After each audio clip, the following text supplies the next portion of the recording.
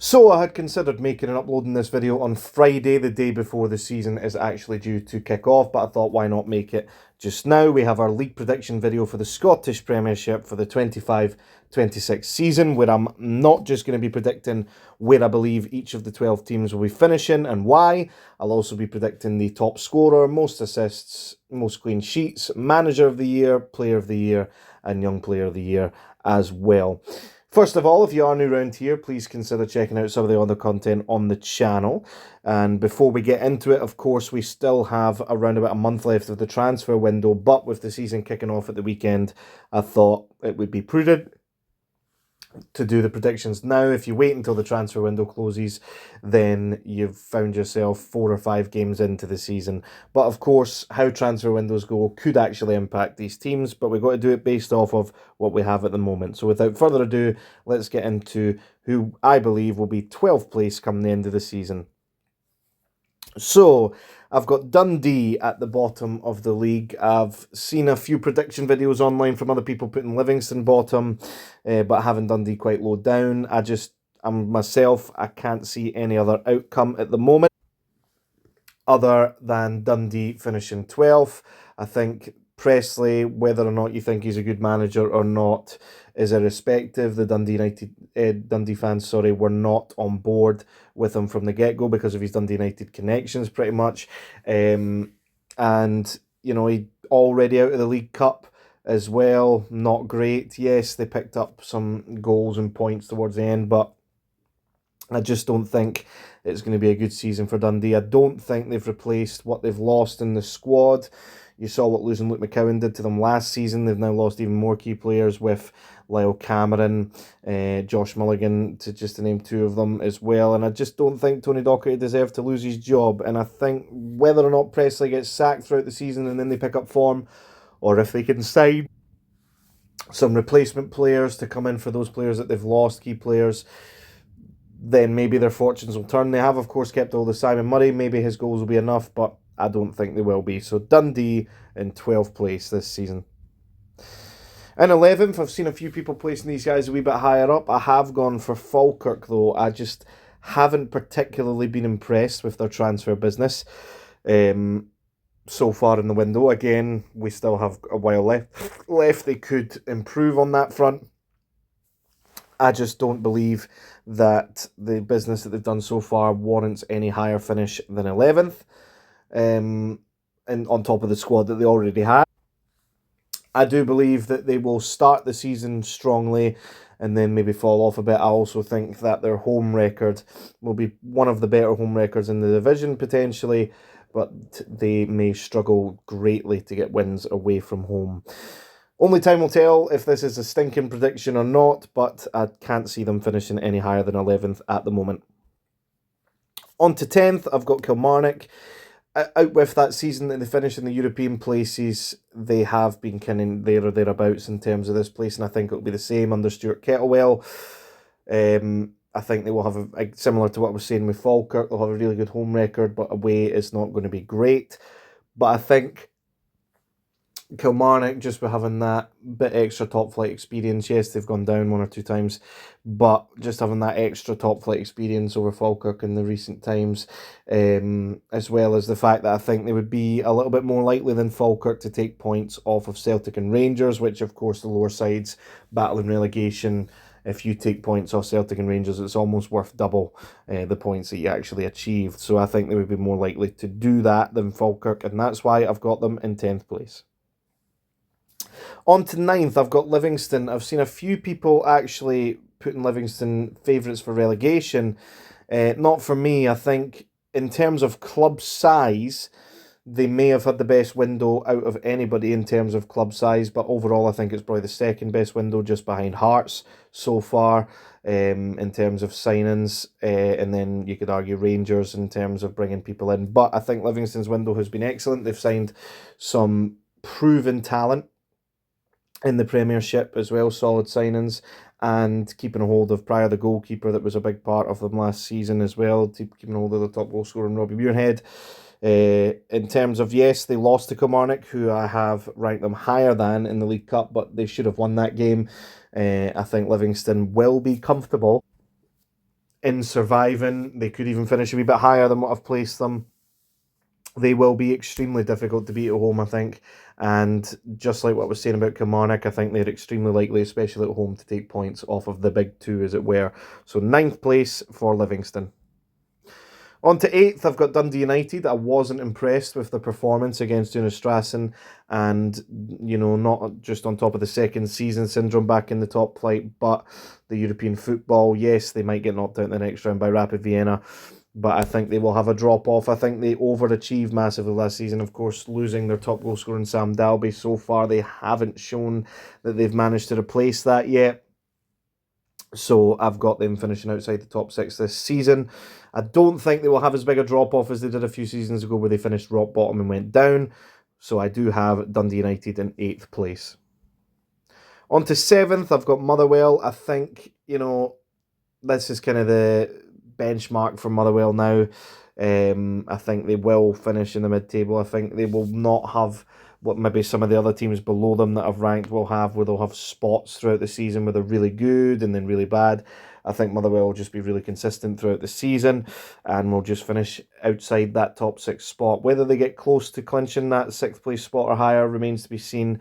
And they could very well, of course, finish lower down. Of course, this kind of period of the table is difficult to predict. But I do have Motherwell finishing 7th place after having a relatively consistent season. Speaking of consistency, I think St Mirren will once again secure a top 6 spot. Depending on European drop-offs, they could finish even higher than this. I think they've been strong in the League Cup campaign. Overall, yes, they've maybe conceded a few silly goals. I think Killian Phillips, getting him back is a strong signing. Mandron looks to have kicked on. Of course, they are missing a couple of people that they would have had last season, like Olasanya, for example, who was playing well.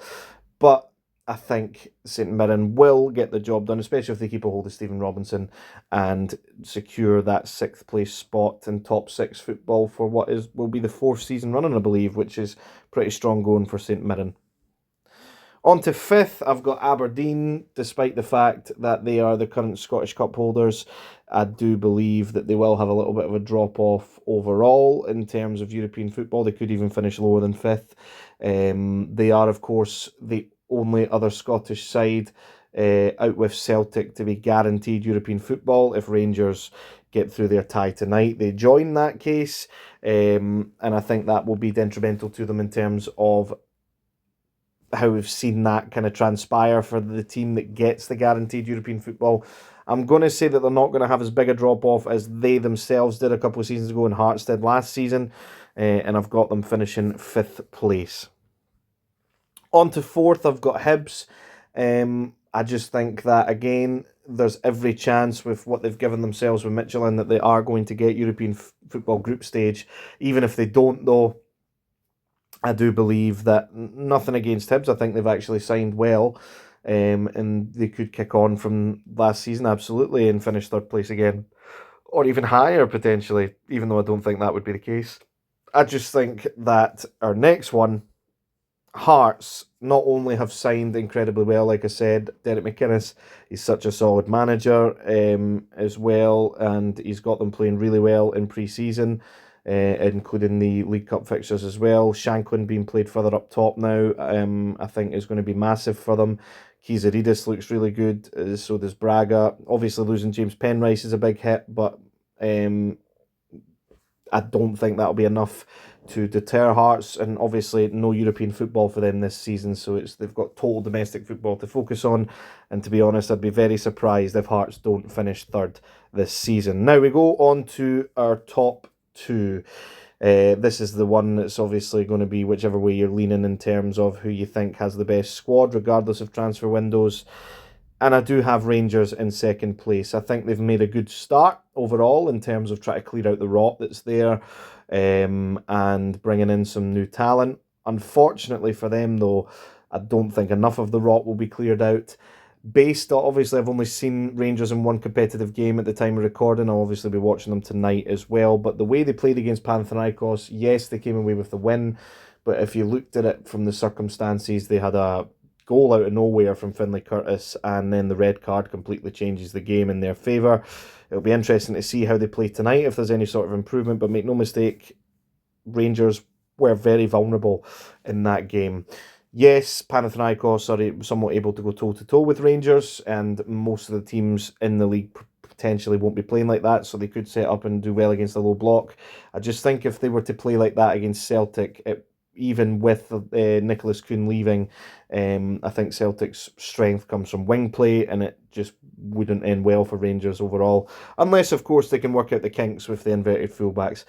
But at the time of recording, I don't see a scenario, despite Celtic's poor window, which we'll get on to Celtic right now for first place. As I say poor window, of course, bringing in Kieran Tierney is a massive upgrade at the left-back position, especially if you can keep him fit. From all accounts, Nygren in pre-season has been very good as well. Nicholas Kuhn not being there anymore is a blow in terms of losing, what it was, near enough 40 goal contributions in the season. Obviously, there's time in the window to replace that. At the time of recording, there hasn't been, and Celtic are weaker in the front line as a result of it as it stands. There is still time to rectify that, though. But overall, I just think even with the signings that Rangers have made, I haven't seen enough of them to suggest that they will have enough to compete with Celtic overall. They'll still be stinging from the treble not being secured last season as well. Not that Rangers won't be stinging from going trophyless, and will want to rectify that, but Celtic will want to rectify that as well. I don't know if the fact that the last bit of competitive football was losing a major trophy, that the Celtic fans have been extremely negative on social media about it. Yes, the business needs to get done to replace Nicholas Kuhn, absolutely, but I still think Celtic have by far and away the strongest squad in the country, and that is why I've gone for a first place finish for Celtic. So, on to the first of the individual accolades, if you like. I do believe that now that Lawrence Shankland is being played back in that kind of number 9 position, that he will finish as top goal scorer. He's already got a few goals in competitive action in the League Cup this season, and I believe that he will finish as top goal scorer in the league. I think even if Celtic were to win the league, as you've seen, the Celtic kind of share out the goals in between the team, multiple players getting double figures for goals. I think when it comes to Rangers, they don't, with Igaman looking like he's out the door as it stands, there doesn't appear to be that striker that's going to keep banging them in the goals. I think that was a big problem for them last season, was a lack of a major goal scoring threat in games, and so far I don't see anybody that's going to step up to the plate for that, but who knows, that could be different. I think Lawrence Shankland will return to his season form from the previous season and get top goal scorer. Most assists, I'm going for Reo Hatate from Celtic. I think when he's on his day, I think he's one of, if not the best player in the country, and I think he will provide a fair amount of assists for Celtic this season. This one's always difficult to predict. Normally Tavernier's a safe bet when coming for this because he would take the Rangers set pieces, but those kind of dried up last season, so I am going to go for Reo Hatate of Celtic. Most clean sheets, Kasper Schmeichel. Celtic, of course, had this accolade last season, and, you know, if you're going to predict them to finish first, then you're probably going to predict them to get the most clean sheets throughout the season, so going for Kasper Schmeichel. Manager of the season, I'm going to go for Derek McInnes. I think Hearts will be comfortably third and potentially could win one of the cups this season as well. So I don't see past Derek McInnes unless, you know, Celtic win the treble, or Rangers win the treble, or somebody wins the treble basically, or, you know, they might give it to Russell Martin if Rangers do end up winning the league because it's his first season. But I am going to go for Derek McInnes of Hearts for manager of the season. Young player of the year, I'm going to go for James Wilson of Hearts, who has, of course, started getting minutes as of last season. I think he's a really promising player. Hopefully gets into that Scotland setup as well, and along with Kieran Bowie. I was between kind of James Wilson and Kieran Bowie. Lennon Miller was, of course, on the mind, but I think he will be leaving Motherwell in this window, so I don't think he'll be there come the end of the season. And player of the season, I'm going to go for Reo Hatate for the same reasons I stated before. I think he's the best player in the country when he's on it. The question is he going to be on it?